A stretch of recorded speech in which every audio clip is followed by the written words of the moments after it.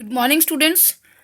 आज हम अपने नेक्स्ट चैप्टर की ओर आगे बढ़ते हैं। चैप्टर नंबर 4 है, प्राइवेट कंपनी है। आज हमारा जो क्लास है, थर्ड क्लास है इस कंपनी लॉ के सिलेबस के अंदर।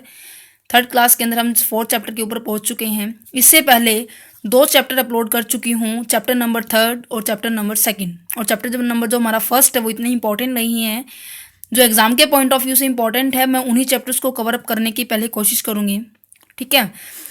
इस चैप्टर में से जो जो इम्पोर्टेंट है, जो जो इस चैप्टर के अंदर हम एक्सप्लेन करने वाले हैं वो पॉइंट्स क्या हैं। सबसे पहला जो पॉइंट हम डिस्कस करने वाले हैं, definitions and characteristics of a private company. ये जो है 4 नंबर में इंपॉर्टेंट है, ठीक है। उसके बाद है difference between private company and a public company. ये पूरा 15 नंबर के अंदर इंपॉर्टेंट है, ये पूरा डिस्कस करेंगे। उसके बाद हम डिस्कस करने वाले हैं legal rights of private company. Legal क्या राइट्स हैं प्राइवेट कंपनीज की। फिर उसके बाद हम डिस्कस करेंगे conversion of a private company into public company. Private company का पब्लिक के अंदर कन्वर्ट होना हम पढ़ने वाले हैं। ये दोनों पॉइंट की प्राइवेट का पब्लिक के अंदर, पब्लिक का प्राइवेट के अंदर, दोनों बहुत इंपॉर्टेंट है। ये दोनों कंबाइन करके 15 में भी आ सकते हैं और अलग अलग करके 7, 7.5, 7.5 नंबर के अंदर भी आ जाते हैं कई बार। और उसके बाद हम बात करने वाले हैं privilege and the exemptions of the private company. In 6 topic से आपका पूरा चैप्टर कंप्लीट हो जाएगा, ठीक है। इस वीडियो के अंदर हम पूरा चैप्टर पढ़ने वाले हैं। अगर किसी बच्चे को किसी भी तरह का डाउट रहता है वो मुझे कमेंट करके बता देना। अदरवाइज आप एक और पॉइंट है आपके पास कि आप मेरे टेलीग्राम ग्रुप में ज्वाइन करिए और उस ग्रुप के ऊपर आपको इन नोट्स की पीडीएफ प्रोवाइड की जाएगी। इन पीडीएफ के हेल्प से आप क्या कर सकते हो, एग्जाम के अंदर इजी से लिख सकते हो। यहाँ पर लेक्चर शुरू करने से पहले मैं आपको बताना चाहूँगी, अगर किसी बच्चे ने पिछले 2 चैप्टर नहीं किए हैं, आप उन चैप्टर्स को भी कवर कर लेना, क्योंकि वो दोनों चैप्टर्स क्या है, बेस है। उनमें से क्या है 15-15 नंबर के कन्फर्म आने वाले हैं। और थर्ड 15 नंबर का हमारा एक तो ये पॉइंट हो सकता है और एक इन तीनों का कॉम्बिनेशन। यहाँ पे सबसे पहले इसको फर्स्ट पॉइंट करते हैं कि definition and characteristics of a private company. कि प्राइवेट कंपनी की क्या डेफिनेशन है, क्या उसकी कैरेक्टरिस्टिक्स है। आपको सबसे पहले पता होना चाहिए कि प्राइवेट कंपनी किस सेक्शन के अंदर आती है। प्राइवेट कंपनी जो है हमारी section 2 subsection 68 of company amendment act 2015।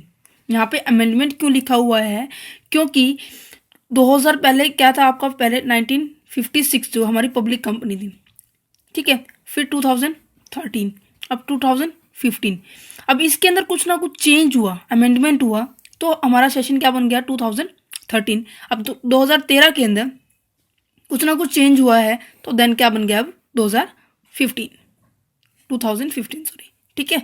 तो अमेंडमेंट का मतलब होता है जब भी कुछ ना कुछ चेंज होकर जब नया सेशन बनता है उसके लिए यूज़ किए जाते हैं।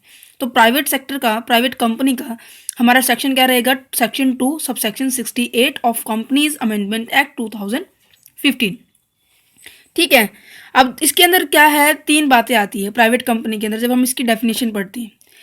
सबसे पहले आपको एक इजी फॉर्म में, मैंने पहले वैसे डिस्कस कर रखा है इसके बारे में। प्राइवेट कंपनी के जब हम बारे में पढ़ते हैं तो 3 बातें आती है, 3 जो कि इसकी रिस्ट्रिक्शंस हैं, जो 3 इसकी बीच में जो प्रॉब्लम आती है ना कि ये चीज़ नहीं कर सकता, ये चीज़ नहीं कर सकता, वे 3 बातें हैं, 3 रिस्ट्रिक्शंस हैं। पहली क्या है, आर से डिनोट होती है जिसका नाम है रिस्ट्रिक्शंस, एंड सेकंड है एल का मीन्स होता है लिमिटेशंस, एंड पी का मतलब होता है प्रोहिबिशंस। रिस्ट्रिक्शंस का अंदर क्या पॉइंट आएगा कि प्राइवेट कंपनी में ऐसी कौन सी रिस्ट्रिक्शंस हैं जो इसके ऊपर लगाई गई है। इसके अंदर ये लगाई गई है कि प्राइवेट कंपनी के जो मेंबर्स हैं, जो शेयर होल्डर्स हैं, अपने शेयर्स को किसी आउटसाइडर को ट्रांसफ़र नहीं कर सकते हैं।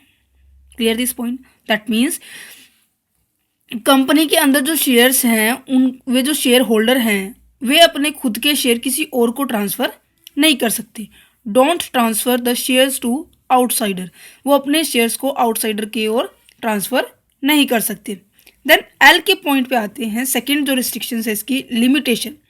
लिमिटेशन क्या लगाई गई है कि प्राइवेट कंपनी के ऊपर कि इसके अंदर कम से कम कितने मेंबर होने चाहिए, 2, और मैक्सिमम कितने होने चाहिए, 200।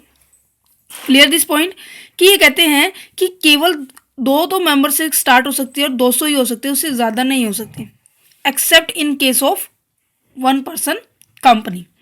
किस केस को छोड़ के, 1% कंपनी, क्योंकि 1% कंपनी के अंदर मैंने आपको यहाँ पे अदर कंपनीज की जब हमने टाइप्स पढ़ी थी 1% कंपनी पूरी डिटेल में बताई थी। अगर किसी बच्चे ने नहीं देखी है तो वो लेक्चर में ऑलरेडी अपलोड कर चुकी हूँ, जो कि हमारा 3rd चैप्टर है, टाइप ऑफ अ कंपनी। ठीक है, तो उसके अंदर मैंने डिस्कस किया था। और यहाँ पे जो 3rd प्रोहिबिटेशंस के अंदर क्या कहते हैं कि ये इस पर रोक लगाई गई है कि ये जो प्राइवेट कंपनी है वो अपने जो शेयर्स है वो कहाँ से इशू नहीं कर सकती, फ्रॉम द पब्लिक से। पब्लिक से कभी भी प्राइवेट कंपनी अपने शेयर्स को इशू नहीं करती। ठीक है, तो यहाँ पे इसकी 3 रिस्ट्रिक्शंस आपको समझ में आ गई होगी कि RLP 3 रिस्ट्रिक्शंस हैं। Not transfer the share to outsider, limitations members की, एंड वो अपने शेयर्स को कहाँ से एक्वायर नहीं कर सकती, फ्रॉम द पब्लिक से। और चौथी बात यहाँ पे ये भी इम्पोर्टेंट है कि ये प्राइवेट कंपनी के लिए बहुत ज़रूरी है कि वो अपने नाम के पीछे कौन सा वर्ड लगाए, private limited, eight the end of the it's name. अपने नाम के पीछे वो क्या लगाना पड़ेगा, उसे प्राइवेट लगाना पड़ेगा, जिससे ये पता लग सके कि ये कंपनी कौन सी है, ये प्राइवेट है या पब्लिक है। क्योंकि दोनों में वर्ड्स का थोड़ा सा डिफरेंट होता है, एक प्राइवेट लगाते हैं, एक प्राइवेट लिमिट लगाते हैं केवल। वो हम इसके डिफ्रेंशिएशन में करेंगे कि difference between the private company and the public company. अब दूसरे पॉइंट ये आता है कि characteristics of a private company. Meaning बिल्कुल समझ में आ गया होगा कि प्राइवेट कंपनी ऐसी संस्था होती है जो कि सबसे पहले क्या है, आपको सेक्शन लिखना है। ठीक है, ये नोट्स के थ्रू इसलिए कराया। अगर मेरे पास बुक भी है बच्चों, ये मेरे पास बुक है, मैं बुक से भी करा सकती थी, बट बुक से कराने का मेरा मोटिव ये नहीं है, क्योंकि यही बात इसमें, बट मैं शॉर्ट में बता रही हूँ आपको। कारण ये है कि आप जिस तरह से मैंने लिखा हो ना, अगर आप एग्जाम में इसी तरह से एक्सप्लेन करके आओगे तो एग्जामिनर को चेक करने में जितनी ईजी होगी वो इतने अच्छे मार्क्स देगा। जितना ज़्यादा उसे पढ़ना पड़ेगा ना, उतना वो इरिटेशन हो जाएगा, क्योंकि उसे आपका पेपर नहीं, कम से कम 40-50 हज़ार बच्चों का पेपर चेक करना होता है। तो कुछ हटके लिखना होगा आपको, कुछ अलग शो करना होगा कि क्या है, एग्जामिनर को कोई भी दिक्कत ना हो आपका एग्जाम चेक करते हुए, जिससे क्या है आपके नंबर अच्छे आए। ये मेरा रूल रहता है सभी बच्चों को पढ़ाते टाइम। तो इसलिए अगर आपको इनके नोट्स चाहिए तो आप मेरे टेलीग्राम ग्रुप से डाउनलोड कर सकते हैं। ठीक है, टेलीग्राम ग्रुप भी मेरा जो कंसेप्चुअल स्टडी पॉइंट से ही है। अगर वैसे भी कोई सर्च करेगा तो आ जाएगा। यही लोगो है मेरे, सरस्वती माता का लोगो लगा हुआ है। अगर किसी को नहीं मिलता है फिर भी मैं आपको डिस्क्रिप्शन में उसका लिंक ज़रूर दूंगी। ठीक है, कि जिससे आप क्या है नोट्स को डाउनलोड कर ले, उसी के थ्रू आप क्या है पूरा पेपर अटेम्प्ट कर पाओ। सो यहाँ पे क्या है, आपको सबसे पहले सेक्शन लिखना है, फिर 3 रिस्ट्रिक्शंस लिखनी है, लिमिटेड बताना है कि नाम के पीछे क्या लगने वाले। उसके बाद आता है कि characteristics of a private company. Private company के अंदर उसकी कैरेक्टरिस्टिक्स क्या है। यहाँ पे 3 बातें और बताना चाहूंगी। जो इसका मैनेजमेंट होता है, ये हर वीडियो में एक बार तो आ ही जाता है point, management, control and decision. इस कंपनी के, प्राइवेट कंपनी के एक ऐसा पर्सन लेते हैं जो इंडिविजुअल हो और क्या हो, वो सरकारी पर्सन नहीं होते। दैट मीन्स पूरी कंपनी का मैनेजमेंट, कंट्रोल, डिसीजन एक ऐसे व्यक्ति के हाथ में होता है जो खुद उसकी ओनरशिप करता हो। किसी भी तरह का सरकारी जो रोल होता है वो उस पर्सन के थ्रू नहीं होता। ठीक है, तो proper non government companies that is known as a private company. तो यहाँ पे कैरेक्टरिस्टिक्स के सबसे पहले हम फर्स्ट पॉइंट करते हैं कि रिस्ट्रिक्शंस ऑन। अगर आपने डेफिनेशन अच्छे से पढ़ ली, मैं पहले भी बोलती आ रही हूँ फर्स्ट चैप्टर में जब मैंने करवाया था कंपनी की, अगर आपने डेफिनेशन अच्छे से कर ली तो आपकी कैरेक्टरिस्टिक्स पूरी कवर हो जाती है, नेचर्स उसके कवर हो जाते हैं, फीचर उसकी कवर हो जाती है किसी भी चैप्टर के। तो यहाँ पे इसकी कैरेक्टरिस्टिक्स के अंदर सबसे पहला पॉइंट यही है कि restrictions on the transfer of a share. Restriction लगाई गई है कि वो अपने शेयर्स को ट्रांसफर नहीं कर सकता। अब इसको डीपली लिखा हुआ पढ़ते हैं कि the holder of the shares can not transfer the share at his will. वो अपनी इच्छा से किसी को भी ट्रांसफर नहीं कर सकता अपने शेयर्स। कौन? Share holder. बट अब ये बात ये भी उठती है कि क्या एक बार ये उसने शेयर्स परचेज कर ले तो किसी को ट्रांसफर ही नहीं कर सकता? बिल्कुल कर सकता है, बट कैसे? The shares can certainly be transferable according to condition stated in the companies article of association. वो केवल इसी तरह से ट्रांसफर कर सकता है अपने शेयर्स को जैसे आर्टिकल ऑफ एसोसिएशन में लिखा हुआ है। ये एक डॉक्यूमेंट है, इसके ऊपर भी एक अलग वीडियो है, क्योंकि ये जो चैप्टर है आपका चैप्टर नंबर 7 है, आई होप पता नहीं 6 है। मेमोरेंडम और एसोसिएशन दोनों साथ साथ हैं। दैट मीन्स इस डॉक्यूमेंट में आपको लिखा हुआ मिलेगा कि कैसे आपको अपने शेयर्स को ट्रांसफ़र कर सकते हो, कैसे किसी को दे सकते हो। अपनी इच्छा से आप कोई भी काम नहीं करोगे, राइट। तो रिस्ट्रिक्शन लगा दी गई है कि आप अपने शेयर्स को ट्रांसफ़र नहीं करोगे। नेक्स्ट कहते हैं कि रिस्ट्रिक्टेड मेंबरशिप। रिस्ट्रिक्टेड मेंबरशिप का मतलब क्या है कि केवल लिमिटेड मेंबर ही आपके कंपनी के अंदर काम कर सकते हैं। आपको भी पता है कि अभी मैंने बताया कि मिनिमम मेंबर आपके 2 हो सकते हैं और मैक्सिमम कितने हो सकते हैं, 200 हो सकते हैं, राइट। तो 200 का लिंक बनाकर याद करना है। बट उसके अंदर क्या इंक्लूड नहीं होंगे, नॉट इंक्लूड इन, मतलब कि इन मेंबर्स के 200 तो हो सकते हैं, पर 200 के अलावा जो मेंबर होंगे, मतलब कि जो ऑलरेडी एग्जिस्टिंग होंगे, वो मेंबर कौन इंक्लूड नहीं होंगे, member who are the employ of the company. जो मेंबर एट प्रेजेंट उस टाइम काम कर रहा है वो 200 के अंदर इंक्लूड नहीं होंगे। दैट मीन्स आप क्या है, अपने इस साल 2021 की बात कर रहे हैं फिलहाल हम, ठीक है, 20 अक्टूबर 2021 की बात कर रहे हैं। तो क्या है कि इस टाइम पर आप इस साल के अकॉर्डिंग आप 200 मैक्सिमम अपॉइंट कर सकते हो। अब बात ये उठती है कि जो ऑलरेडी एग्जिस्टिंग पर्सन है क्या उनको इंक्लूड करेंगे, उन्हीं के बारे में बात बता रही हूँ कि उनको इंक्लूड नहीं करेंगे। Member who are the employ of the company, उसे भी इंक्लूड नहीं करेंगे। And member who while there are were employ of the company, जब उस कंपनी के एम्प्लॉयज थे, वर आल्सो इट्स मेंबर, तो उस कंपनी के मेंबर है। And continue to be member after living its employment, employment retire होने के बाद भी वो मेंबर रहेंगे, राइट, 200 से अलावा। तीसरी बात ये कहते हैं कि कई बार क्या होता है कि एक सिंगल पर्सन मिलकर क्या है, एक जॉइंट मेंबर बनकर कंपनी के अंदर अपनी भागीदारी निभाते हैं। तो उनको क्या 2 ट्रीट करेंगे या 1 ट्रीट करेंगे, तो उन्हें सिंगल मेंबर ट्रीट करेंगे, उन्हें 2 नहीं ट्रीट करेंगे। ये भी मेंबर क्या है इसके अंदर इंक्लूड नहीं होंगे। मैक्सिमम 200 के अलावा ये मेंबर उस कंपनी के अंदर काम कर सकते हैं। दैट मीन्स रिस्ट्रिक्शंस ये है कि केवल आप 200 मेंबर एट प्रेजेंट ईयर के अंदर वही अपॉइंट कर सकते हो, ठीक है जी। अब नेक्स्ट रिस्ट्रिक्शंस क्या है, restriction to issue invitation to public. ये कहते हैं कि जो पब्लिक को रिस्ट्रिक्शन क्यों किया गया, रीज़न काफ़ी सारे हैं। देखिए, उसे पब्लिक से रिस्ट्रिक्शन इसलिए क्योंकि ना तो प्राइवेट कंपनी को कभी भी प्रोस्पेक्टस इशू करने की ज़रूरत होती है, क्योंकि जब उसे पब्लिक से शेयर्स एक्वायर ही नहीं करवाने हैं तो क्या होगा, क्या उन्हें प्रोस्पेक्टस इशू करने की ज़रूरत होगी, क्या उन्हें अपनी कंपनी की इन्फॉर्मेशन पब्लिकली इशू करनी होगी कि उसकी जो इन्फॉर्मेशन है, अकाउंटिंग स्टेटमेंट है, हमारी जो इनकम स्टेटमेंट है, ऑडिटिंग रिपोर्ट्स होती हैं, वो क्या सारी आपको पब्लिक को शो करनी होगी अपनी कंपनी को चलाने के लिए? बिल्कुल भी नहीं, क्योंकि जब आप अपने शेयर्स ही उनसे इशू नहीं करवा रहे तो क्या उन्हें अपने, तो आपको क्या है प्रोस्पेक्टस इशू करने की जरूरत नहीं होती। रीज़न यही है सबसे पहला कि private company can not issue the prospectus, private company कभी भी प्रोस्पेक्टस इशू नहीं करती।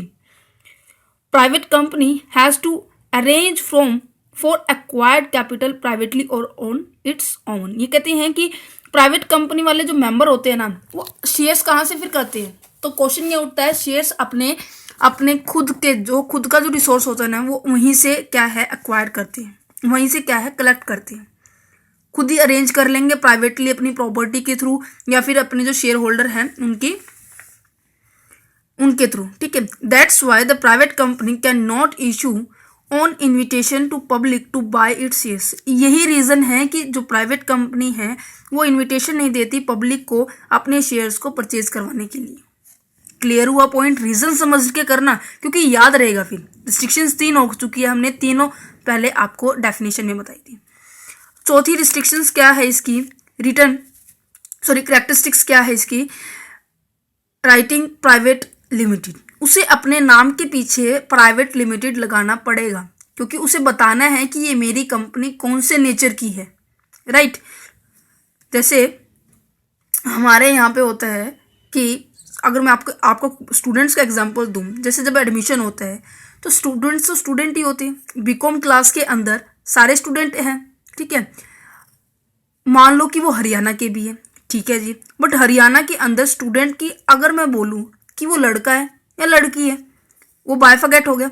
अगर मैं और बायफर्गेट करूं तो कैसे हो सकता है कि वो कास्ट के अकॉर्डिंग हो सकते हैं, जर्नल में है, ओबीसी के अंदर है, एससी में है, एसटी में है, या पीडब्ल्यूडी में है, रिजर्व में है, तो ये क्या कैटेगरी आ गई है, उन्हें अपने साथ इन सभी चीज़ों को शो करना पड़ेगा। तो अलग अलग फीचर होगी। तो इसी तरह से प्राइवेट कंपनी को अपने आप को डिफ्रेंशिएट करवाने के लिए प्राइवेट लिमिटेड लगाना पड़ेगा। तो it is mandatory for a private company to use the private word at the end of the name.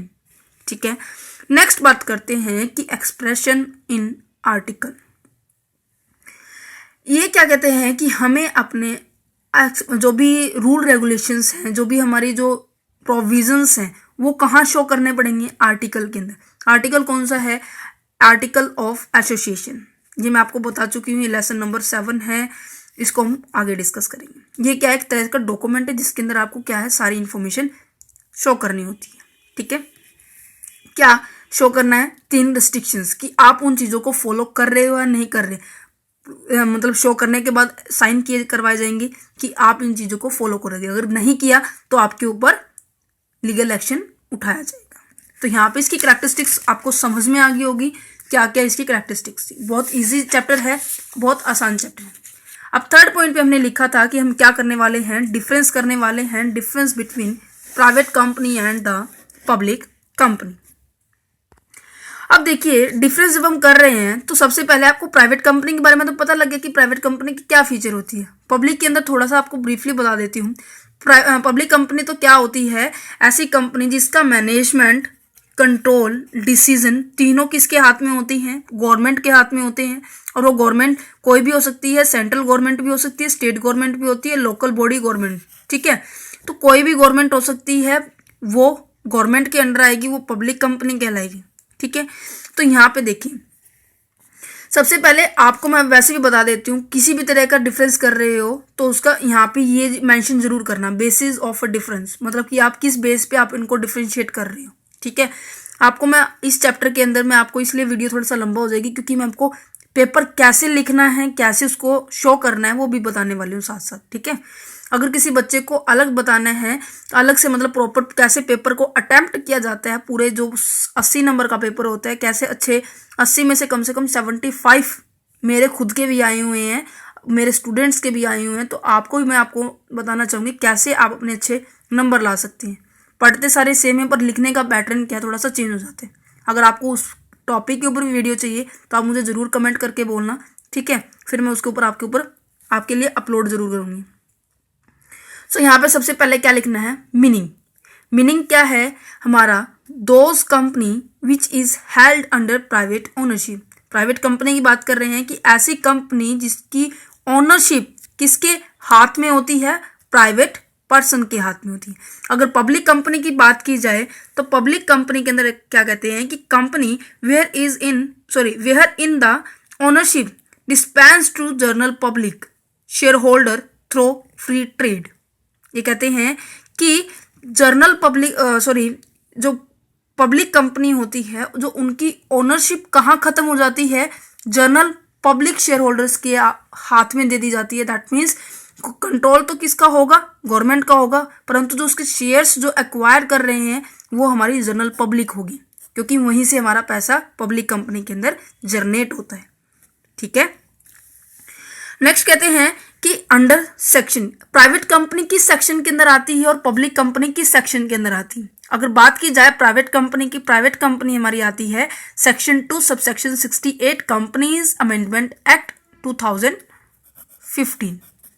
और इसी तरह से अगर मैं पब्लिक कंपनी की बात करूँ तो section 2 subsection 71 companies amendment act 2015।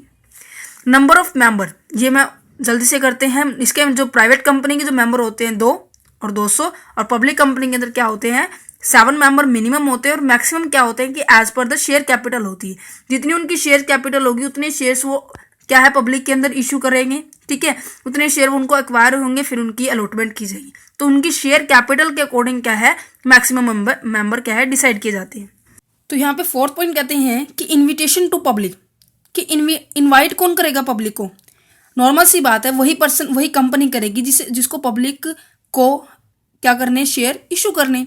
तो नॉर्मल सी बात है, पब्लिक प्राइवेट जो कंपनी है वो कभी भी पब्लिक को इनवाइट नहीं करती। Can not invite the public to invest in its shares, वो पब्लिक को इनवाइट नहीं करेगी। It need to arrange the required capital from own, जितनी भी कैपिटल की रिक्वायरमेंट होगी ना, तो प्राइवेट कंपनी खुद अपने मेंबर्स से या फिर खुद अपने रिसोर्सेज से अरेंज कर लेगी, परंतु वो पब्लिक को इनवाइट नहीं करेगी। अगर बात की जाए पब्लिक कंपनी की, पब्लिक कंपनी इनवाइट करेगी किसको? पब्लिक को, to invest in its shares. Shares के अंदर इन्वेस्ट करने के लिए वो पब्लिक को जरूर इनवाइट करेगी, क्योंकि वहाँ से पब्लिक कंपनी का कैपिटल कलेक्ट किया जाता है, पब्लिक से ही क्या है, पैसा अरेंज किया जाता है पब्लिक कंपनी का।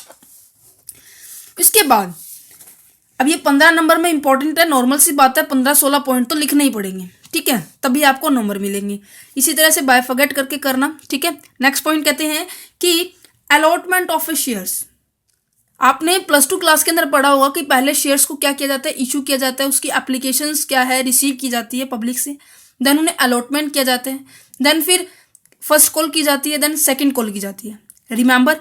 तो यहाँ पे कहते हैं कि जो सेकंड पॉइंट होता है अलॉटमेंट का, वो कौन कर सकता है जल्दी से? तो ये कहते हैं कि अलॉटमेंट ऑफ ए शेयर्स का पॉइंट के थ्रू बायफॉरगेट किया जाए तो private company can allot the share immediately on the receipt of the incorporation certificate. ये कहते हैं कि जब इनकॉर्पोरेशन का सर्टिफिकेट मिलते ही, इनकॉर्पोरेशन का मतलब आ गया होगा समझ में, मैंने पहले बताया कि जब कोई कंपनी अपने आप को किसी एक्ट के अंदर लेके आती है, उसकी एक पूरी प्रोसेस है, और जिसका जो चैप्टर है हमारा चैप्टर नंबर 5 है, जो आपका नेक्स्ट चैप्टर है इससे, उसके अंदर मैं पूरा बताने वाली हूँ कैसे इनकॉर्पोरेशन किया जाता है, कैसे फॉर्मेशन किया जाता है, ठीक है। तो यहाँ पे जब ये कहते हैं कि इनकॉर्पोरेशन का सर्टिफिकेट मिलते ही इमीडिएटली प्राइवेट कंपनी अपने शेयर्स को अलॉट करना शुरू कर देती है। बट अगर पब्लिक कंपनी की बात की जाए तो पब्लिक कंपनी ऐसा बिल्कुल भी नहीं कर सकती।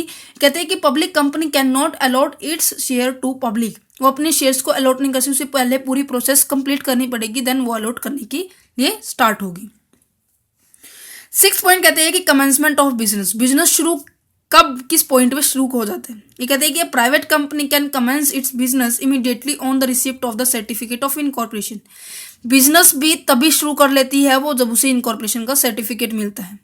बट अगर बात की जाए पब्लिक कंपनी की, अब public company can not commence it business, it get official letter of the commencement to do so. ये कहते हैं कि पब्लिक कंपनी को अपने बिजनेस को स्टार्टअप करने के लिए गवर्नमेंट से क्या होगा, एक ऑफिशियली लेटर आएगा, देन वो अपने बिजनेस को स्टार्ट कर पाएगी। Clear this point? That means इसे प्रॉपर प्रोसेस से गुजरना पड़ेगा पब्लिक कंपनी को, इसे कोई प्रोसेस नहीं है, बट सर्टिफिकेट मिला then start. Issue of prospectus, अब इसे लिंक करूं तो मेरा यहाँ पे इनविटेशन टू पब्लिक से लिंक हो जाएगा। पॉइंट याद करने का ट्रिक है ये, इनविटेशन टू पब्लिक अगर प्राइवेट कंपनी करती नहीं है तो प्रोस्पेक्टस भी इशू नहीं करेगी, बट पब्लिक कंपनी के लिए बहुत मैंडेटरी है, क्योंकि it is mandatory for a public company to issue a prospectus because इसे पब्लिक से शेयर इशू करने हैं, क्योंकि पब्लिक इनके शेयर्स में इंटरेस्टेड होगी, इनके शेयर में इन्वेस्ट करेगी, ठीक है, तभी इनकी कैपिटल जनरेट होगी, राइट। और जो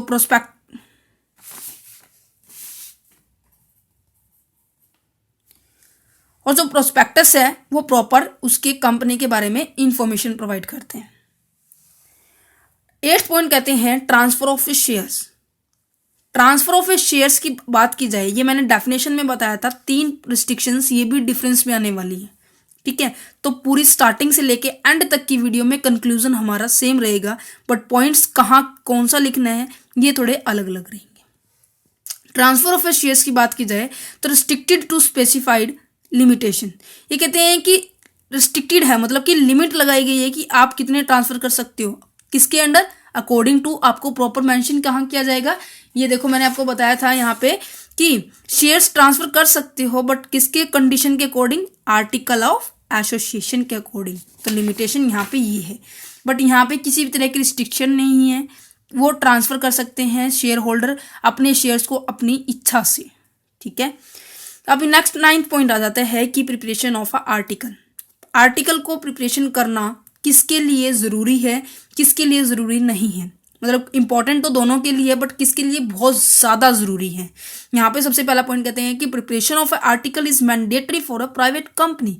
प्राइवेट कंपनी के लिए बहुत ज़रूरी है वो अपने आर्टिकल को ज़रूर प्रिपेयर करें, बट अगर बात की जाए पब्लिक कंपनी के लिए इतना मैंडेटरी नहीं है। कारण क्या है, क्योंकि शेड्यूल जो A1 है टेबल शैल बी एप्लीकेबल, क्योंकि प्राइवेट पब्लिक कंपनी क्या है, इसके लिए एक अल्टरनेट सोर्स है।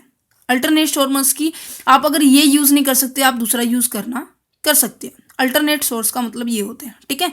तो इसके पास अल्टरनेट सोर्स का है कि शेड्यूल A1 जो टेबल है, ठीक है, वो उसके ऊपर एप्लीकेबल होती है। A1 टेबल आपके सिलेबस के बाहर है, तो आप जस्ट इसको नॉर्मल लर्न कीजिए, ठीक है। 10th पॉइंट क्या कहते हैं? 10th पॉइंट में कहते हैं कि number of a member, private company में कितने मेंबर होंगे,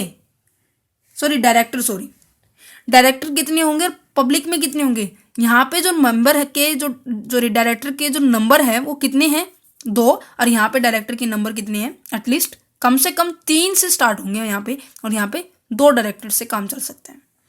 increase in number of a director, अगर कंपनीज के अंदर कई बार क्या है, जरूरत ज्यादा हो जाती है डायरेक्टर की, अगर नंबर को इंक्रीज करना है तो कैसे इंक्रीज करने का प्रोसेस रहेगा, किसका क्या रहेगा।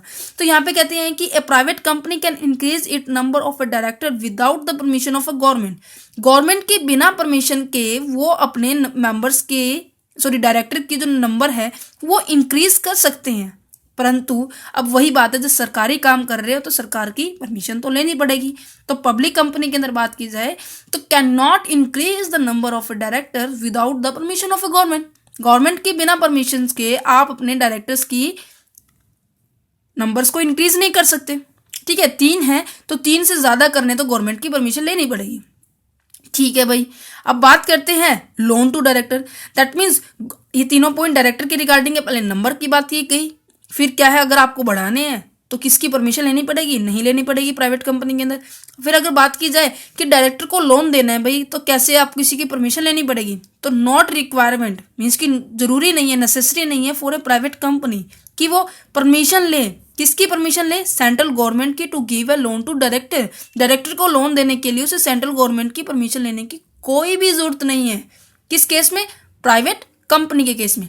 अगर बात की जाए यहीं पब्लिक कंपनी की, ये कहते हैं कि प्रायर मीन्स की पहले परमिशन लेनी पड़ेगी, किसकी, सेंट्रल गवर्नमेंट की। ये बहुत ज़रूरी है पब्लिक कंपनी के लिए कि अगर वो डायरेक्टर को लोन दे रही है तो वो क्या ले, परमिशन ले, किसकी, सेंट्रल गवर्नमेंट की। Clear this point.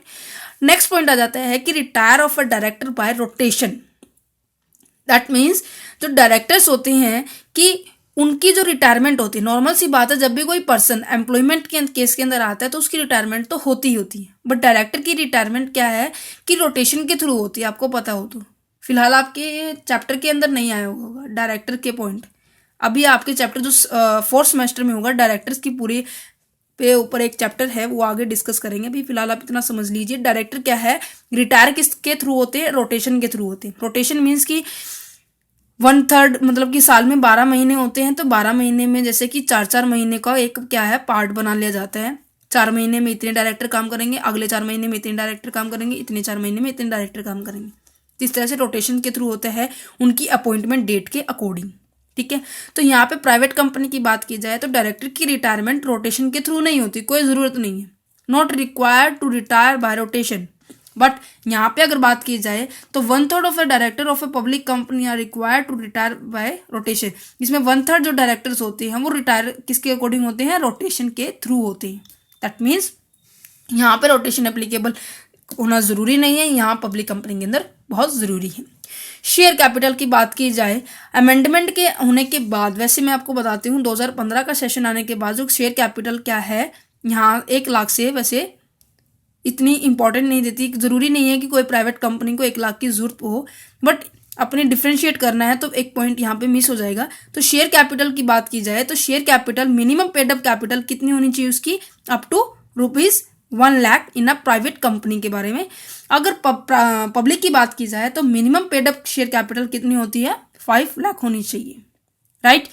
ये पॉइंट जितने समझाए हैं बिल्कुल ध्यान से समझना, क्योंकि जो कन्वर्जन का पॉइंट है, कन्वर्जन ऑफ द हमारा जो 5th 6th पॉइंट है, इसके बाद जो हम करने वाले हैं conversion into the private company to public and public to private, यही पॉइंट आने वाले हैं। फिर ये मत बोलना कि ये कहाँ से आ गया, रिपीट होंगे बट थोड़ा सा मोल्ड होंगे।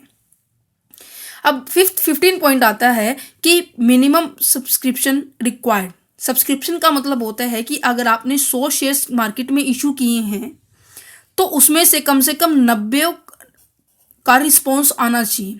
अब मैं जैसे कि अब क्लास ले रही हूँ, जैसे मैं आपका अपने सेंटर का एग्जांपल देती हूँ। अगर मेरे पास क्या है 70 स्टूडेंट्स साथ पढ़ रहे हैं, 70 में से कम 60 बच्चों का रिस्पॉन्स आना चाहिए कि मैम मुझे समझ में आ गया है या मुझे समझ में नहीं आया।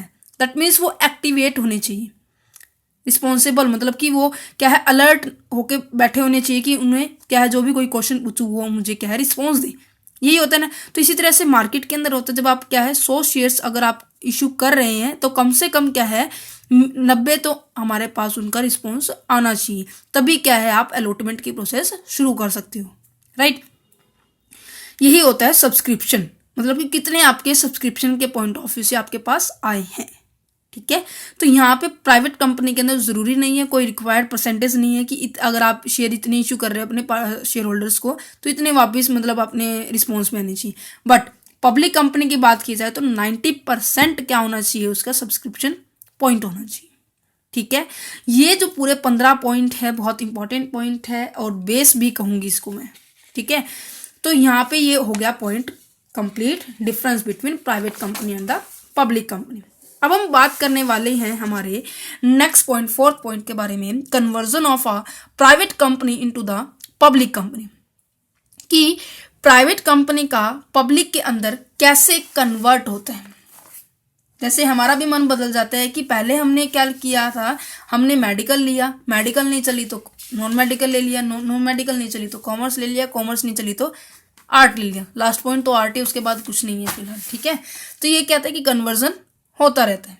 तो यहाँ पे अगर किसी प्राइवेट कंपनी को कन्वर्ट करना है अपने आप को किसमें, पब्लिक कंपनी को अंदर, तो उसे क्या करना पड़ेगा।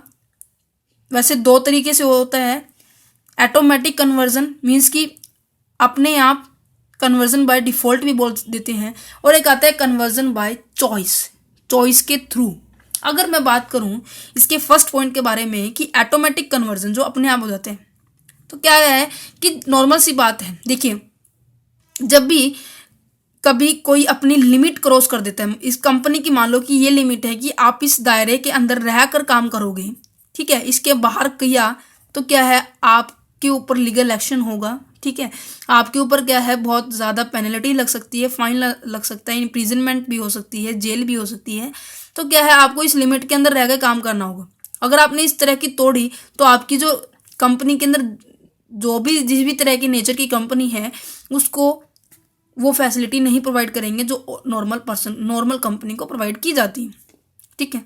तो यही बात कहते हैं कि when any private company cross it's limit, जब भी कोई प्राइवेट कंपनी अपनी लिमिट को क्रॉस कर देंगी, जो उनकी लिमिट बनाई हुई है, जो भी हमने ऑलरेडी डिस्कस कर चुके हैं सारे points, which is prescribe under section 26 subsection 68 company amendment act 2015। ये जो सेक्शंस प्रोवाइड किया है, इस सेक्शन के अकॉर्डिंग जो भी आपको लिमिट प्रोवाइड की गई थी, अगर आप उन लिमिट को क्रॉस करते हो, ठीक है, तो क्या हो जाएगी आप हमारी प्राइवेट कंपनी से क्या हो जाएगी, पब्लिक कंपनी हो जाएगी। क्योंकि पब्लिक कंपनी के अंदर बहुत सारे कहेंगे एक नेगेटिव पॉइंट्स के अकॉर्डिंग बहुत सारे मतलब क्या है कि बर्डन हो जाते हैं, ठीक है, बहुत बड़े लेवल पे होते हैं, वाइड सेक्टर होता है प्राइवेट कंपनी के अकॉर्डिंग पब्लिक कंपनी। तो यहाँ पे इसकी 3 रिस्ट्रिक्शन दी हुई थी RLP, ठीक है। अगर आप इनको क्रॉस करोगे तो क्या हो जाओगे, then its become a public company. Simple सा है ये तो बिल्कुल। नेक्स्ट उसके बाद बात करें तो ये कहते हैं कि कन्वर्जन बाय चॉइस, अगर आप क्या अपनी इच्छा से कन्वर्ट कर रहे हो, कोई गलत काम नहीं कर रहे, कोई क्रॉस लिमिट नहीं कर रहे हो, अपनी इच्छा से कर रहे हो, तो क्या है कि if a private company want to convert itself, आप अपनी इच्छा से कर रहे हो into a public company, it need to fulfil the following provision. उन्हें इन सभी प्रोविजंस को फॉलो करना पड़ेगा, ठीक है।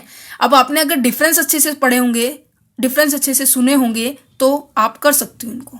ये कहते हैं कि altering in article of association, सबका आर्टिकल अलग अलग होते हैं।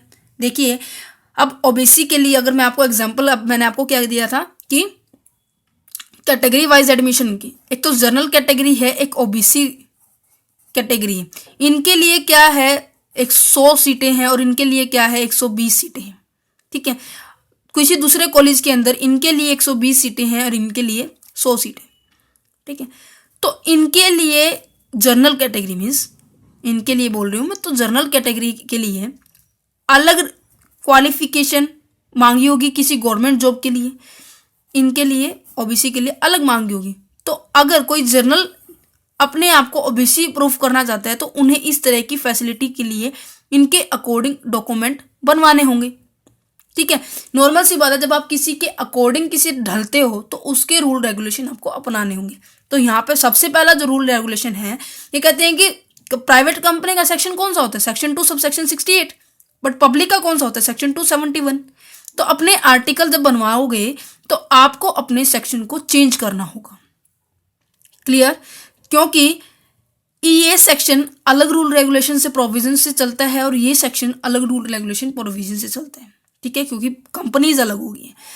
जिस डेट को आप अपने सेक्शंस को चेंज करवाओगे, जिस डेट को अपने सेक्शंस को क्या है आप कन्वर्ट करवा लोगे, उसी डेट को आपकी पुराने वाली कंपनी जो होगी वो सीज हो जाएगी। अब यहाँ पे प्राइवेट कंपनी का पढ़ रहे हैं कि प्राइवेट कंपनी पब्लिक के अंदर कन्वर्ट हो रही है, तो प्राइवेट कंपनीज का जो सेक्शन है वो सीज हो जाएगा उस डेट पर। मान लो कि मैंने क्या है 20 अक्टूबर 2021 को मैंने सीज करवाया, मतलब अपनी प्राइवेट कंपनी का जो आर्टिकल ऑफ एसोसिएशन के अंदर चेंज करवाया और पब्लिक कंपनी का आर्टिकल बनवा लिया है, तो उसी डेट को मेरी प्राइवेट कंपनी क्या हो जाएगी, बंद हो जाएगी। क्लियर, पहला पॉइंट। स्लो इसलिए समझा रही हूं क्योंकि ये जो पॉइंट है बहुत इंपॉर्टेंट पॉइंट है, एग्जाम के पॉइंट ऑफ व्यू से 100% है ये। नेक्स्ट पॉइंट कहते हैं कि sending the prospectus to registrar. अब नॉर्मल सी बात है, जब आप अपने आर्टिकल ऑफ एसोसिएशन को क्या है बनवा लोगे तो इसकी रिपोर्ट आपको कहाँ भेजनी पड़ेगी, अपने रजिस्ट्रार ऑफिस के अंदर जहाँ पर कंपनी का इनकॉर्पोरेटेड होते, राइट। क्योंकि पहले उस वहाँ पे जहाँ रजिस्ट्रार है वहाँ पे आपका रिकॉर्ड कैसा है, प्राइवेट कंपनी के लिए, तो आपको अपने रिकॉर्ड को अप टू डेट करवाने के लिए अपना प्रोस्पेक्टस जो अपना जो आर्टिकल एओ है वो वहाँ पे सबमिट करवाना पड़ेगा। If a private company passes resolution to convert itself in a public company, ये कहते हैं कि अगर प्राइवेट कंपनी ने पासिस कर लिया, मतलब सोल्यूशन जो भी थे हमारे यहाँ पे पब्लिक कंपनी का के अंदर कन्वर्ट करने के लिए अपने आप को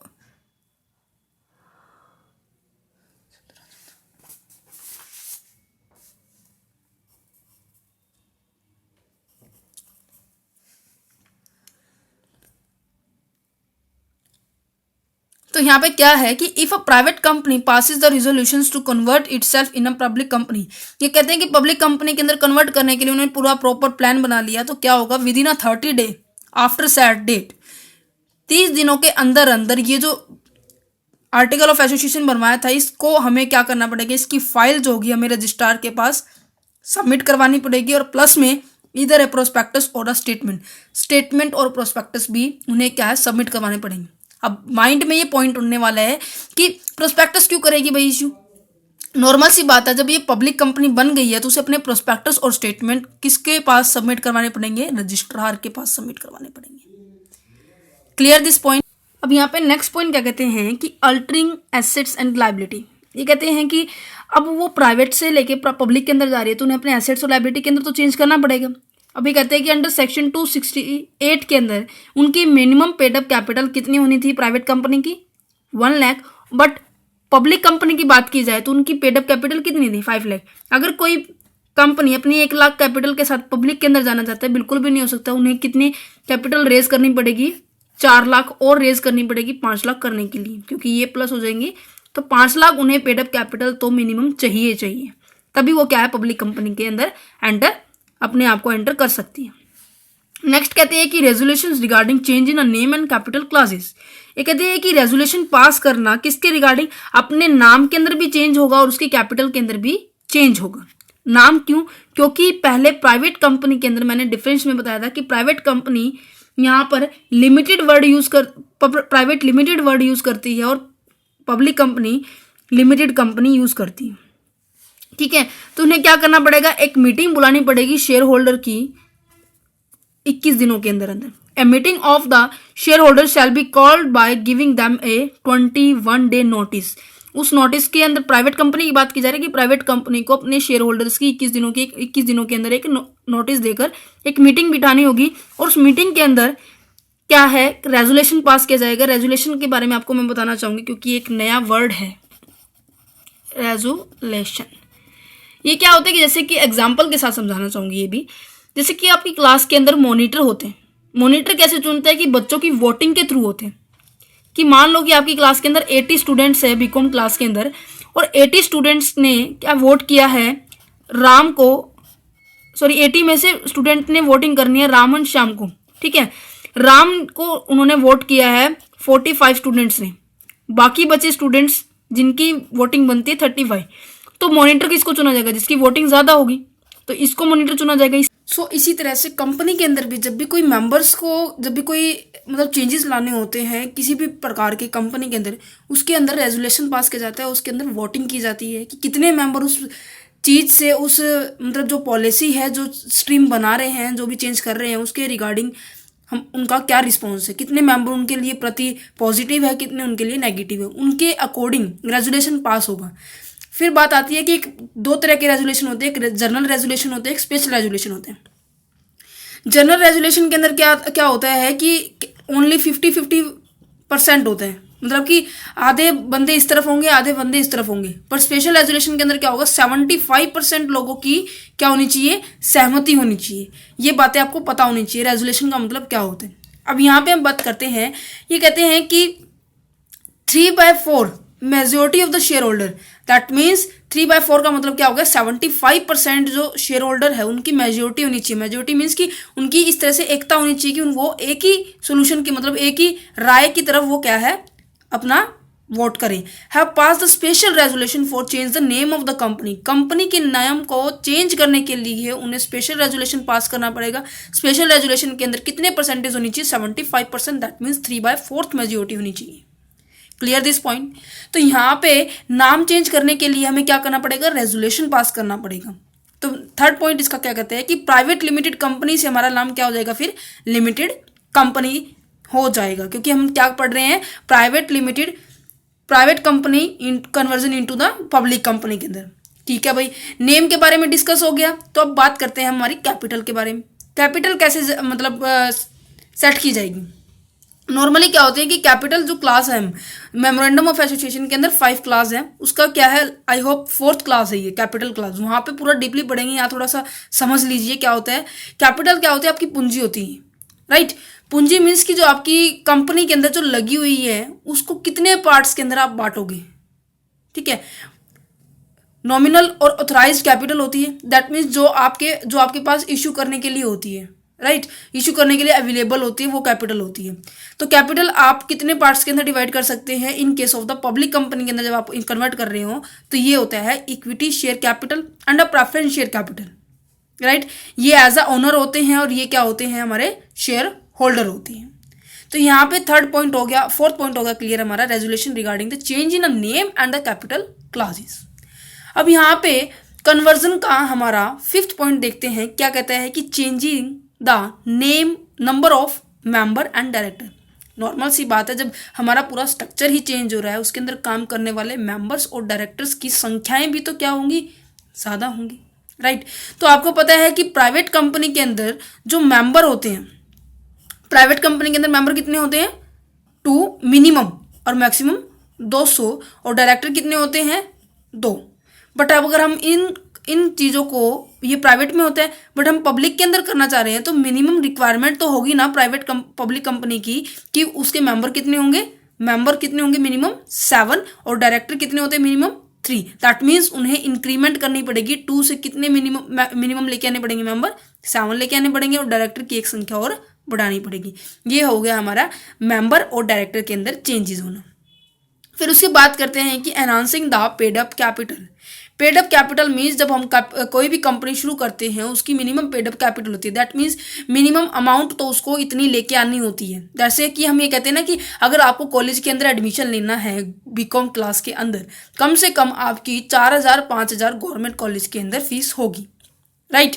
तो ये क्या है, आपको मिनिमम इतने पैसे आपको चाहिए, राइट। अगर आप क्या है एमकॉम की जगह, सॉरी बीकॉम की जगह आप एमकॉम में एडमिशन लेना चाहते हो, तो 4,000 से कितना हो जाएगा अमाउंट, 9,000 हो जाएगा फॉर एग्जाम्पल, ठीक है। तो 4,000 4,000 से हमें कितनी ज़्यादा और अमाउंट चाहिए, 9,000 तक लाने के लिए 5,000 और चाहिए। तो मिनिमम पेड अप कैपिटल भी इसी तरह से, हम कंपनी टू कंपनी चेंज हो रहे हैं तो उनकी मिनिमम पेड अप कैपिटल भी क्या होगी, चेंज होगी। तो यहाँ पे क्या होगा कि मिनिमम पेड अप कैपिटल कितनी रिक्वायर होगी, 5 लाख होगी, क्योंकि प्राइवेट कंपनी के अंदर मिनिमम पेड अप कैपिटल कितनी होती है, 1 लाख। ठीक है, अमेंडमेंट के बाद इसमें भी फिलहाल चेंज हो चुका है। अब हम बात करने वाले हैं ये जो पॉइंट्स थे हमने डिस्कस किए थे, convergence of a private company into a public company. ये हमारा 4th पॉइंट था डिस्कस करने के लिए, बहुत इंपॉर्टेंट है। ठीक है, और उसके बाद आता है हमारा conversion of a public company into a private company. Public company का प्राइवेट कंपनी में कन्वर्जन होना। ठीक है, इतना समझ में आ गया जो अभी तक समझाया है। तो अब इसकी प्रोसीजर देखते हैं कि जब एक पब्लिक कंपनी, जो मतलब कि एक सरकारी कंपनी अपने आप को एक प्राइवेट कंपनी बनाना चाहती है तो उसे क्या कुछ करना पड़ेगा। सबसे पहले calling boards meeting, that means उसे क्या है, एक मीटिंग बुलानी पड़ेगी, बोर्ड ऑफ डायरेक्टर्स की मीटिंग बुलानी पड़ेगी। उस मीटिंग के अंदर उसे क्या है, उस अपना जो प्रपोजल है, अपना जो पत्र है, मतलब कि जो आइडिया है, उसे उसको उस मीटिंग के अंदर रखना होगा। Company should convey a meeting of a board of directors and get the proposal for a conversion approved by it। ये कहते हैं कि उस मीटिंग के अंदर वो कन्वेंस करेगी अपने बाकी मेंबर्स को कि ये जो कंपनी है यहाँ फ़ायदा नहीं दे रही है तो उस प्राइवेट कंपनी में हमें ज़रूर फ़ायदा देगी। दैट मीन्स सारे फैक्ट उस मीटिंग के अंदर हमें रखने पड़ेंगे। ठीक है, सबसे पहले तो क्या होगी, मीटिंग बुलानी पड़ेगी। जैसे कि आप अपने से लगा के कहिए कि कई बार क्या होता है कि कई बच्चों को स्टेप्स लर्न नहीं होते, तो आपको स्टेप लर्न करने का बहुत इजी तरीका बताती हूँ। जैसे आप अपने करियर के बारे में जब सोचते हैं तो किसी से सलाह लेते हैं, सलाह लेने के लिए आपको भी मीटिंग बिठानी पड़ेगी, अपने भाई से, अपने बहन से, अपने मम्मी पापा से, अपने दोस्तों से। तो क्या है, मीटिंग बिठानी पड़ेगी।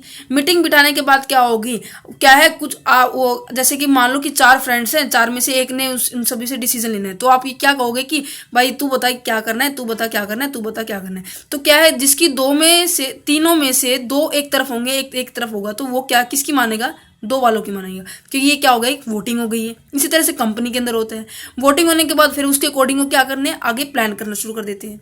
तो कंपनी के अंदर भी ऐसा होता है कि पहले मीटिंग बुला ली जाएगी, फिर क्या कहते हैं कि जनरल मीटिंग को क्या किया जाएगा, बनाया जाएगा, मतलब बिठाया जाएगा। ये तो बोर्ड्स मीटिंग थी, मतलब कि जो हमारे हाई अथॉरिटीज़ के पर्सन्स होते हैं। फिर हम जनरल मीटिंग बुलाएंगे, जनरल मीटिंग के अंदर क्या होगा कि शेयर होल्डर्स क्या है, रेजोल्यूशन पास करेंगे। अभी मैंने आपको समझाया रेजोल्यूशन क्या होता है। पास कौन सा करेंगे, स्पेशल रेजोल्यूशन, जिसके अंदर क्या है 75%, दैट मीन्स 3/4, 4 में से 3 बंदे एक तरफ होंगे और एक बंदा एक तरफ होगा, उसे बोलेंगे special resolution. Amending the article of association providing 3 restrictions, अगर वो स्पेशल रेजोल्यूशन के अंदर हो जाता है, दैट मीन्स मैंने आपको 4 फ्रेंड्स का आइडिया दिया है, 4 में से क्या है 3 फ्रेंड्स एक तरफ आइडिया की तरफ जा रहे हैं, एक फ्रेंड एक तरफ आइडिया की तरफ, दैट मीन्स हमारा क्या है 75% रेजोल्यूशन है। तो उस केस के अंदर मीन्स हम पब्लिक कंपनी से हम क्या है प्राइवेट के अंदर कन्वर्ट कर सकते हैं। तो इस केस में हमें अपने आर्टिकल ऑफ एसोसिएशन के अंदर भी क्या फिर चेंज करने की परमिशन मिल जाएगी। तो ये परमिशन कौन सी होगी, जो हमें 3 रिस्ट्रिक्शंस थी ना प्राइवेट कंपनी के अंदर, वो रिस्ट्रिक्शन अब किस कंपनी के ऊपर लगने वाली है, पब्लिक कंपनी जो प्राइवेट होने जा रही है उसे वो रिस्ट्रिक्शन फॉलो करनी पड़ेगी। 3 रिस्ट्रिक्शन अभी फिलहाल याद होगी आपको, RLP, restrictions, limitation and prohibition. Third point क्या कहते हैं कि sending a copy of resolution to registrar. अब नॉर्मल सी बात है, जब आर्टिकल ऑफ एसोसिएशन के अंदर कुछ भी चेंज होता है तो उसका क्या है, आपको पूरा का पूरा डाटा वो कहाँ सेंड करना पड़ेगा, रजिस्ट्रार ऑफिस के अंदर, जहां आपका एक्चुअल में डाटा था। क्योंकि जब नॉर्मल सी बात है, जब आप इनकॉर्पोरेशन करते हैं अपनी कंपनी का, इनकॉर्पोरेशन करते टाइम भी आपको सारी इन्फॉर्मेशन कहाँ सेंड करनी पड़ती है, रजिस्ट्रार के पास सेंड करनी पड़ती है। तो जब भी हमारे टाइम में, जब भी मतलब कोई भी कंपनी किसी दूसरी कंपनी में कन्वर्ट होगी तो उससे भी अपना सारा का सारा दोबारा से डाटा कि मैं प्राइवेट के अंदर जा रहा हूँ, इस डेट को गया हूँ, अब ये चीज़ मानूंगा, अब मेरे पास लिमिटेड लाइबिलिटीज़ होंगी, जो भी मतलब प्रोसीजर है वो क्या होगी उसके अंदर हमें सबमिट करवानी पड़ेगी। तो कैसे करवाएंगे ये, ए copy of A special resolution, जो हमने यहाँ पे स्पेशल रेजोल्यूशन पास किया है, वुड बी फाइल्ड, वो क्या करना पड़ेगा हमें, मतलब जमा करवाना पड़ेगा with the registrar with in the 30 days along with the form number 23 of the company. ये कहते हैं कि हमें 30 दिन के अंदर अंदर वो special resolution plus form number 23 company का जो होता है वो हमें रजिस्ट्रार के अंदर सबमिट करवाना पड़ेगा। ठीक है भाई, मीटिंग बिठा ली है, स्पेशल रेजोल्यूशन पास कर दिया, रजिस्ट्रार के पास भेज दिया, जिसके अंदर आर्टिकल ऑफ एसोसिएशन के अंदर जो भी चेंज हुआ है वो भेज दिए। ठीक है, अब ये कहते हैं कि जब भी कोई पब्लिक कंपनी अपने आप को प्राइवेट के अंदर कन्वर्ट करती है तो उसे क्या करना पड़ेगा, नोटिस इशू करना पड़ेगा। किसके अंदर, पब्लिक के अंदर, न्यूज़पेपर के अंदर, मैगजीन्स के अंदर, टेलीविजन्स के अंदर, मतलब कि एडवर्टाइजमेंट देनी पड़ेगी कि मैं अब पब्लिक नहीं हूँ, प्राइवेट हो चुका हूँ। क्यों?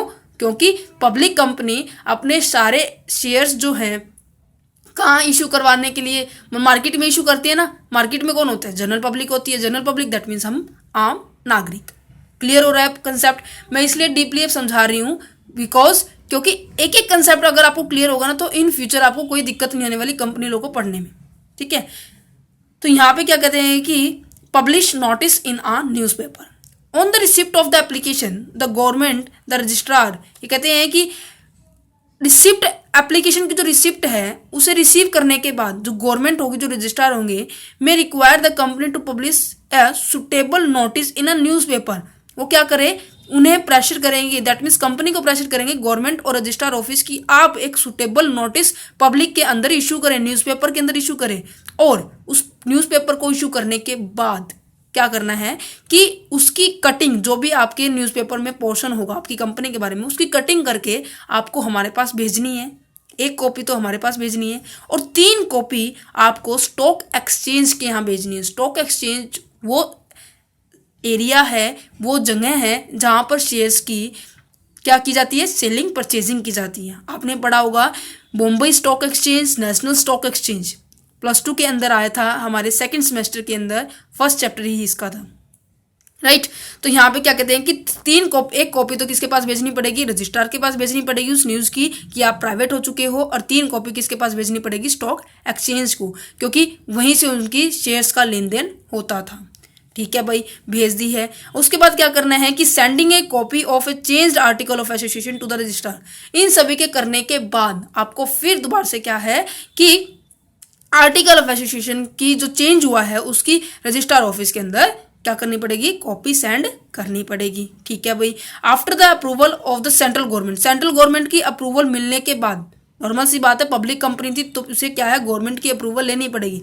तो सेंट्रल गवर्नमेंट की अप्रूवल के बाद उसे क्या करना पड़ेगा, a printed copy of altered article with the registrar with 1 month of the date of the receipt of the order of the approval. ये कहते हैं कि वो प्रिंट कॉपी आपको क्या करनी पड़ेगी, 1 महीने के अंदर अंदर वो रजिस्ट्रार के पास सबमिट करनी पड़ेगी। ठीक है भाई, इमीडिएटली ऑन सच कन्वर्जन, ये कहते हैं कि उस टाइम पर ही आपने आर्टिकल्स एसोसिएशन आपने रजिस्ट्रार के पास सेंड कर दिया तो उसी के बाद आपको जो 3 रेस्ट्रिक्शंस थी ना वो अप्लीकेबल होनी शुरू हो जाएगी। वो क्या क्या थी, वो मैंडेटरी हो जाएगा कि आपको अपने वर्ड्स के पीछे, सॉरी ये चौथी रेस्ट्रिक्शन थी कि आपके वर्ड के पीछे कंपनी का जो नाम है उसके पीछे प्राइवेट लगाना पड़ेगा। दूसरा, मेंबर्स की जो नंबर है वो रिड्यूस करने पड़ेंगे, मेंबर्स 2 से 200 हो जाएंगे और डायरेक्टर 2 हो जाएंगे।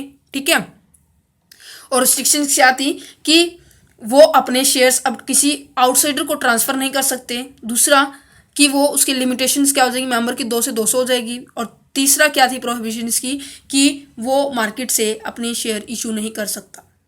ठीक है, ये थे हमारे conversion of the private company, public company and public company to private company. ठीक है भाई, उसके बाद हमारा लास्ट इंपॉर्टेंट पॉइंट है, क्या है, privileges and the exemptions of a private company. Private company के अंदर जब हम प्राइवेट कंपनी पढ़ रहे हैं तो इस प्राइवेट कंपनी के अंदर हमारी क्या क्या बेनिफिट्स और सुविधाएं, क्या क्या हमें छूट दी हुई हैं। देखिए, आपको भी पता है कि वैसे इसका मीनिंग क्या होता है, प्रिविलेजेस का बेनिफिट, सुविधाएं। एग्जम्पशंस का मतलब होता है आपकी छूट। क्या क्या छूट और क्या क्या बेनिफिट दिए हैं इनका मतलब एक ही है। ठीक है, क्योंकि पीछे जब मैंने इसके ऊपर ऑलरेडी वैसे मैंने अपलोड कर रखी इन चैप्टर्स की वीडियो, एक एक बट पार्ट में कर रखी है।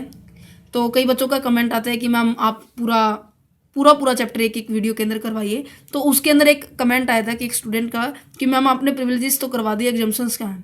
तो बच्चों इनका मतलब एक होता है, क्योंकि एग्जाम्शंस के अंदर भी आपको छूट मिलती है, बेनिफिट्स के अंदर भी आपको क्या है, कुछ सुविधा मिलती है, छूट मिलती है, राइट। मतलब वर्ड्स अलग अलग है बट मीनिंग सेम रहेगा। तो सबसे पहले यहाँ पे पढ़ते हैं प्रिविलेजेस रिगार्डिंग फॉर्मेशंस और इनकॉर्पोरेशन।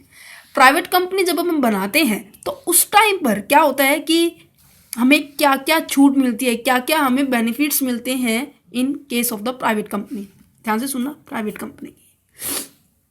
तो सबसे पहला क्या है, इन member point of view.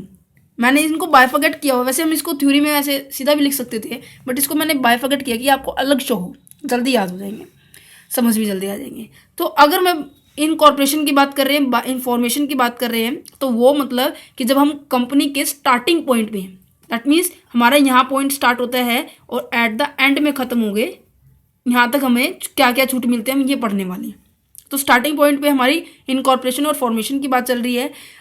In point of the member की, मेंबर के अकॉर्डिंग बात की जाए तो हमें केवल 2 मेंबर से क्या है हमारी प्राइवेट कंपनी शुरू कर सकते हैं। अगर बात की जाए पब्लिक कंपनी की, पब्लिक कंपनी के अंदर हमें 7 मेंबर चाहिए होते हैं।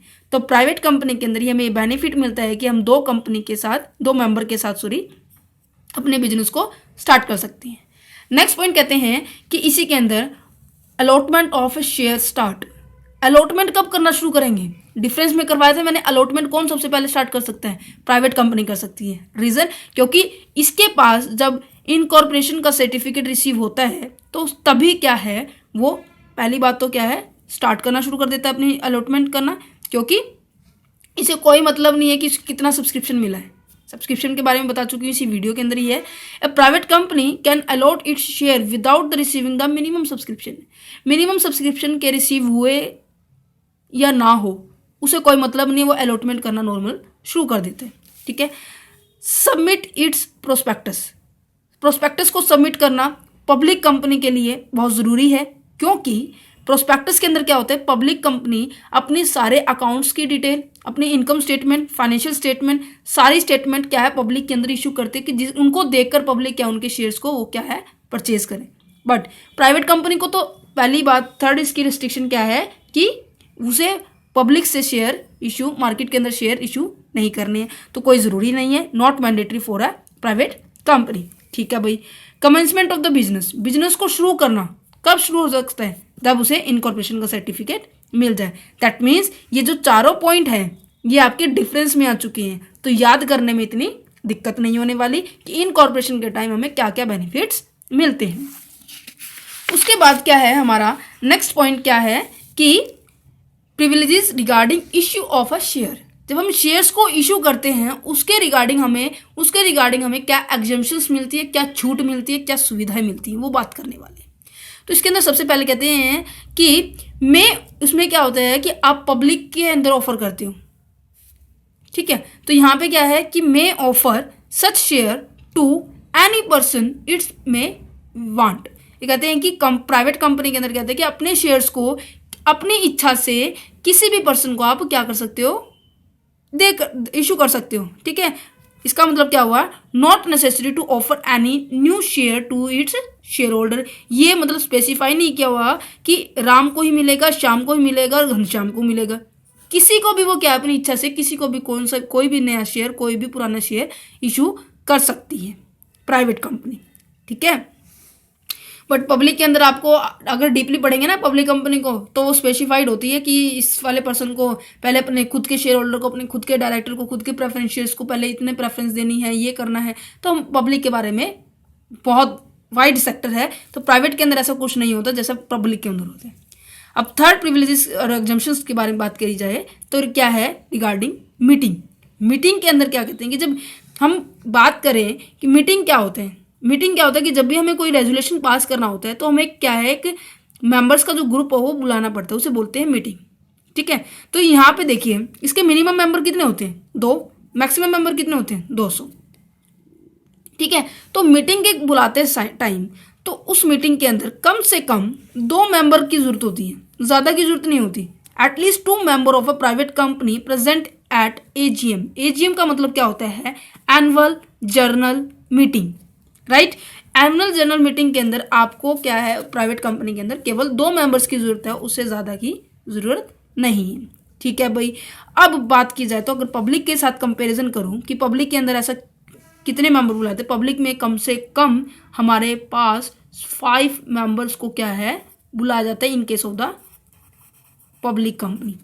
तो यहाँ पे 2 मेंबर से काम चल रहा है, क्या पता उन 3 मेंबर्स को कुछ और काम हो भाई और मीटिंग के अंदर गए हो, तो 2 मेंबर से भी हम अपनी मीटिंग पूरी कर सकते हैं। इसी के अंदर एक पॉइंट आता है कि 2 मेंबर से तो पॉइंट मेंबर्स में क्या है, एजीएम में के अंदर इंक्लूड तो हो सकते हैं, पर उनमें से कोई एक और राइट है, एक और छूट दी गई है, एक अच्छा पॉइंट है एक मेंबर्स के लिए कि वो डिमांड कर सकता है कि वो कंपनी के अंदर वोटिंग राइट करने का सबसे पहला अधिकार उसे मिले। ठीक है, तो ठीक यहाँ पे हमारी मीटिंग के रिगार्डिंग हमें प्रिविलेजेस समझ में आ गई होगी। तो 4th पॉइंट करते हैं कि रिगार्डिंग डायरेक्टर्स की बात की जाए। अब मैंने जब डिफरेंस करवाया था कम से कम 5 पॉइंट डायरेक्टर्स के क्या है डिफरेंस में बताए थे, आपको याद भी होगा कि डायरेक्टर्स की संख्या कितनी होती है, सबसे पहले 2, साथ में रिवीजन भी हो रही है। Not take permission of government to increase the number of director. अगर आपको डायरेक्टर्स के नंबर इंक्रीज करने हैं, मतलब 2 से आपको 4 करने हैं, 5 करने हैं, तो क्या है आपको किसी भी तरह के गवर्नमेंट की परमिशन नहीं लेनी पड़ेगी। ये बहुत बड़ा पॉजिटिव पॉइंट है क्योंकि गवर्नमेंट के रूल रेगुलेशन इतनी है, कम से कम 1 साल 6 महीने 2 महीने 4 महीने इतने महीने आपको इंक्रीजिंग कोई भी चेंज करने में टाइम लग जाता है। तो किसी भी तरह की परमिशन नहीं लेनी अगर आपको मेंबर्स की संख्या इंक्रीज करनी है। ठीक है भाई। 3rd पॉइंट ये कहते हैं कि the director can freely vote on matter related to the contract in which they have to be an interest. ये कहते हैं कि डायरेक्टर्स को ये भी राइट है, ये भी बहुत बड़ी छूट है, बहुत बड़ी बेनिफिट है डायरेक्टर को कि वो जिसमें इंटरेस्टेड होना वो उस मीटिंग के अंदर अपने वोटिंग राइट, अपनी आइडियाज, अपनी सॉल्यूशंस, अपने क्या है डिसीजन दे सकता है। ठीक है भाई, ये तो बहुत अच्छी बात होगी। नेक्स्ट कहते हैं कि not need retire by rotation. Rotation जो रिटायर जो होती हैं, मतलब कि जो पद्धति की इस्तीफा बोलते, सॉरी, हाँ, जो रिटायर होते हैं, मतलब कि वो उस कंपनी से क्या वापस आ जाता है, तो वो रोटेशन के साथ नहीं होता, राइट, वो विदाउट रोटेशन के साथ काम चलता है वहाँ पे। नेक्स्ट कहते हैं कि give loan to director without the permission of a central government, state government, other government. ठीक है, दैट मीन्स अगर आपको डायरेक्टर को किसी भी तरह का लोन देना है, दैट मीन्स प्राइवेट कंपनी को अपने डायरेक्टर को लोन देना है, उसे किसी भी तरह की गवर्नमेंट की परमिशन नहीं लेनी पड़ेगी। बहुत अच्छा बेनिफिट है इसका, बहुत फायदेमंद है। तो प्रिविलेजेस रिगार्डिंग डायरेक्टर्स के बारे में समझ में आ गया। तो अदर प्रिविलेजेस की अगर बात की जाए तो और कौन कौन सी प्रिविलेजेस रह गई हैं, वैसे सभी कंप्लीट हो गई हैं। अब बात की जाए अगर रेम्यूनरेशन की, अगर इसके अंदर इंक्लूड किया गया है तो कोई लिमिट नहीं है मैनेजमेंट रेम्यूनरेशन करने के लिए। दैट मीन्स जो मेंबर्स की जो रेम्यूनरेशन होती है, जो सैलरी होती है, जो तनख्वाह होती है, वो मैक्सिमम की कोई लिमिट नहीं है। ठीक है, फिर आ जाता है पॉइंट, इसी के साथ आपकी बुक के अंदर भी दिया हुआ है, termination of privileges and exemptions of a private company. That means आपके जो परिणाम क्या होंगे टर्मिनेशन के, मतलब दैट मीन्स आपकी जो खत्म कब होंगे, मतलब जो आपको प्रिविलेजेस और एग्जेम्पशंस दी गई है वो आपसे वापस टर्मिनेट, मतलब खत्म कब, वापस कब ली जाएगी, किस केस में, जब आप क्या है किसी भी प्रोविजंस जो आपके under section 2 subsection 68 of the companies act 2013 के अंदर लिखा हुआ है, अगर आप उसको तोड़ देते हो तो उस केस में आपके सारे जो प्रिविलेजेस और एग्जेम्पशंस है वो खत्म हो जाएंगे। ये जो चैप्टर था बहुत इंटरेस्टेड रहा, मुझे पढ़ाने में भी बहुत मज़ा आया। आई होप आपको भी ये लेक्चर बहुत अच्छा लगा होगा। नेक्स्ट लेक्चर के अंदर हम करने वाले हैं हमारे नेक्स्ट जो चैप्टर है हमारा formation, promotion and the incorporation of a company. बहुत लेंथी चैप्टर है बट बहुत इंपॉर्टेंट भी है क्योंकि प्रमोशंस की ड्यूटी एंड लाइबिलिटीज आती है और हमारे जो ये 4 स्टेज है जो ये क्या है पूछी जाती है। मैंने पहले वैसे वीडियो बना रखी है, मैंने यहाँ तक भी लिखा हुआ है शायद 16, 15, 20 मार्क्स के अंदर, जैसे भी यूनिवर्सिटी का पैटर्न रहता है, राइट। तो यहाँ पे ये चैप्टर होता है हमारा फिनिश। नेक्स्ट चैप्टर हम इस पे करने वाले हैं। Thank you for watching this video. और हाँ, एक बात और आपको बताना चाहूँगी, अगर आपको इस चीज़ के नोट्स चाहिए, शॉर्ट नोट्स चाहिए, तो आप मेरे टेलीग्राम ग्रुप पर ज्वाइन करके अपने आप को नोट्स प्रोवाइड करवा सकती हैं। ठीक है, तो thank you for watching this video. Have a nice day.